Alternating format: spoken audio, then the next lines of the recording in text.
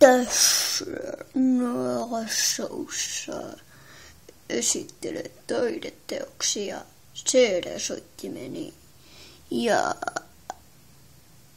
Okei.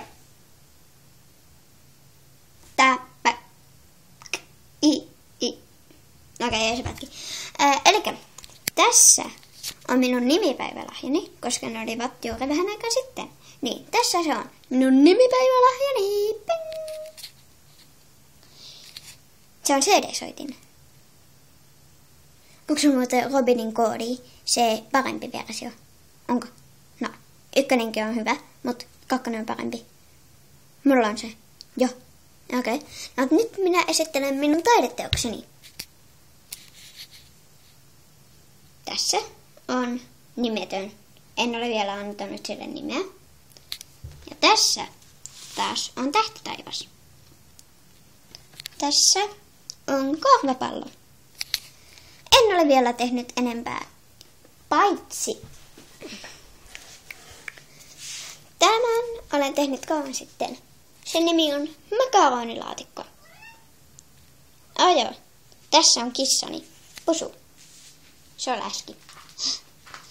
Ja sitten olen vielä tehnyt vähän erilaisen version. Niin, tämä on ihan tavallinen laatikko näin. Mutta kun sen avaa. Tadaa! Tässä on toinen kerros. Ja tässä ensimmäinen. Tadaa! Pusu, haluatko toivottaa terveisiä kaikille katsojille? Tuo tarkoitti kai kyllä. Okei. Pusku. Niin. Okei, kiitos Pusukissa. Jatketaan. Minä tykkään kuularadoista. Entä sinä? Katsos, minulla on vaikka tämmöinen. Tai sitten, jos ne oikeastaan tuolla on ne palaset. Pieni hetki. Tuommoinen. Sitten tuo on myös kuularadan, mistä voi todellakin rakentaa isomman. Ja nyt ei enää puhuta kuularadoista, vaan päivän vinkistä. Voit tehdä taideteoksia tämmöisistä kertakäyttölautasista.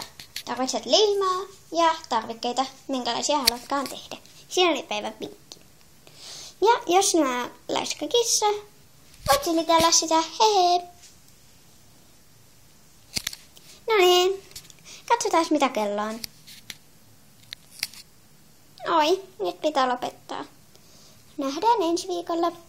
Moi moi!